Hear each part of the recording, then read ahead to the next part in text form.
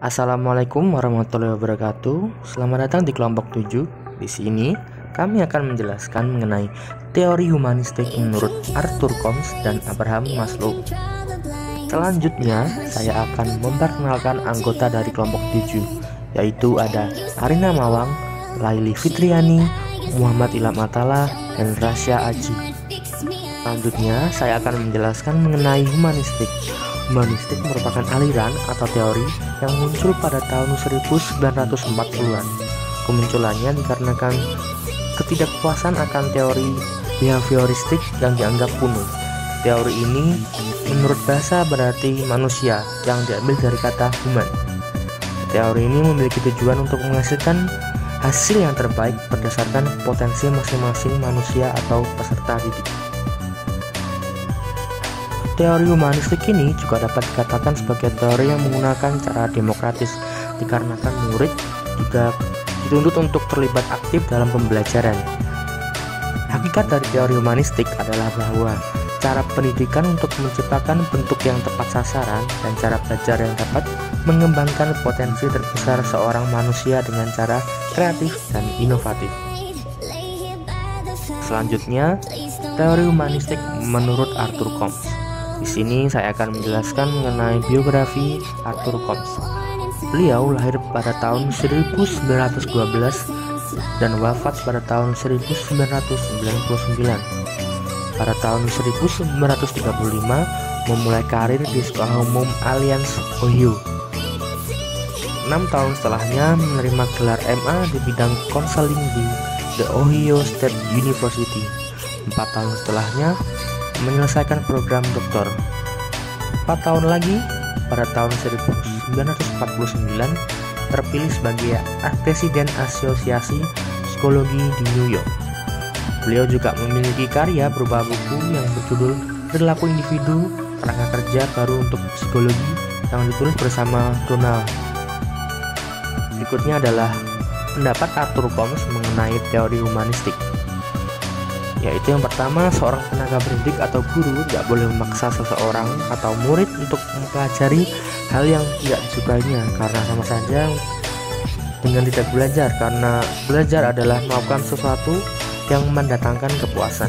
Kemudian, belajar dapat dikatakan terjadi apabila memiliki makna atau arti bagi seseorang yang sedang mempelajari hal tersebut. Kemudian, dalam pembelajaran, peran siswa harusnya lebih dominan dibandingkan seorang guru. Siswa atau peserta didik merupakan pelaku utama dalam proses pembelajaran. Selanjutnya, siswa diarahkan untuk memahami potensi diri sendiri, kemudian mengembangkan yang baik dan meminimalkan potensi yang buruk. Setelah itu, belajar tidak memfokuskan kepada hasilnya, melainkan pada proses belajar itu sendiri. Selanjutnya, peran guru atau tenaga pendidik menurut Arthur Combs. Yang pertama, fasilitator atau guru sebaiknya memberi perhatian terhadap suasana kelas. Yang kedua, guru membantu untuk memperoleh dan memperjelas tujuan baik untuk siswa ataupun keseluruhan satu kelas dalam pembelajaran.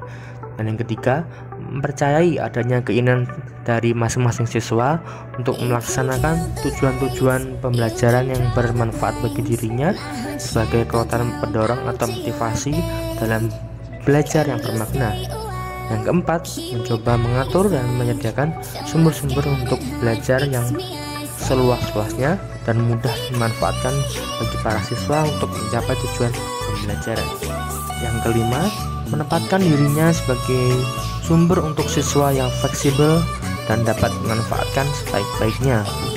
Dan yang keenam, menanggapi ungkapan-ungkapan dalam kelompok kelas dan menerima baik isi yang bersifat intelektual dan sikap-sikap perasaan, dan mencoba untuk menanggapi dengan cara yang sesuai baik untuk individu siswa ataupun kelompok satu kelas.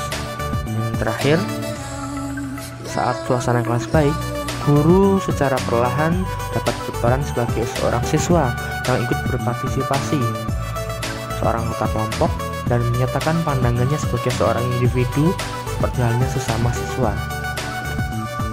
Nah, berikut ini adalah proses pembelajaran menurut Arthur Combs. Yang pertama adalah merumuskan tujuan belajar yang jelas. Yang kedua, mengusahakan partisipasi aktif siswa melalui kontrak belajar yang bersifat jelas, jujur, dan positif. Dan yang ketiga, mendorong siswa untuk mengembangkan kesanggupan siswa untuk belajar atas inisiatif diri sendiri. Dan yang keempat, mendorong siswa untuk peka, berpikir kritis, memaknai proses pembelajaran secara mandiri. Siswa didorong untuk bebas mengemukakan pendapatnya, memilih pilihannya sendiri, dan melakukan apa yang diinginkannya, serta menanggung risiko dari perilaku yang ditunjukkannya. Kemudian, guru menerima siswa apa adanya, berusaha memahami jalan pikiran masing-masing siswa, tidak menilai secara normatif, tapi mendorong siswa untuk bertanggung jawab atas segala resiko, perbuatan, atau proses belajarnya. Yang terakhir, memberikan kesempatan murid untuk maju sesuai dengan kecepatannya masing-masing. Selanjutnya ialah teori humanistik menurut Abraham Maslow. Yang pertama adalah biografi Abraham Maslow. Abraham Maslow disebut sebagai bapak atau pemimpin dari psikologi humanistik. Dia mengungkapkan pendapat bahwa manusia merupakan makhluk yang bebas dan bermartabat serta selalu bergerak ke arah aktualisasi diri. Kemudian, seseorang akan memiliki kepribadian sehat apabila ia telah mampu untuk mengaktualisasikan dirinya secara penuh. Dalam hierarki Abraham Maslow dibedakan menjadi 1. Kebutuhan dasar dan 2. Kebutuhan tinggi. Sebenarnya, Abraham Maslow menyebut teorinya dengan sebutan teori holistik dinamis. Akan tetapi, teorinya lebih dikenal dengan sebutan teori humanistik, dikarenakan pendekatannya mengenai manusia dan psikologi humanistik, yaitu menekankan bahwa potensi manusia untuk 1. Pertumbuhan, 2. Kreativitas, dan yang ketiga spontanitas. Ini adalah upaya guru yang seharusnya dilakukan dalam pembelajaran menurut Abraham Maslow. Yang pertama, membantu siswa dalam menemukan jati dirinya sendiri, dan yang kedua, membantu siswa untuk mengeksplorasi pekerjaan. Dan yang ketiga, membantu siswa untuk memenuhi keterbatasannya.